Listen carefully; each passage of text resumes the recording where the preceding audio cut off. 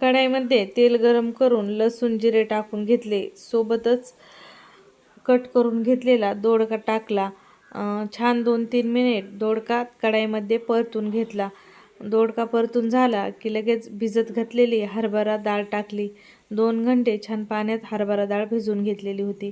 सोबतच इथं हळद, मीठ, तिखट टाकून छान मसाले मिक्स करून घेतले.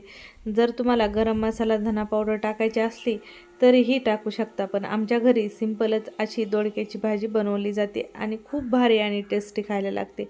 छान मसाले मिक्स केल्यानंतर 1 ग्लास 2 ग्लास तुम्हाला हवं तेवढं तुमच्या हिशोबाने पाणी ॲड करून घ्यायचं. भाजीला उकळी फुटली की छान अर्धा वाटी शेंगदाण्याचा कूट घालून घ्यायचा. शेंगदाण्याचा कूट घातल्यानंतर गॅस लो टू मिडियम ठेवायचा आणि लो टू मिडियम गॅसवर छान 8-10 मिनिट भाजी शिजून घ्यायची. मस्त सरबरीत अशी इथं दोडक्याची भाजी तयार झालेली असते.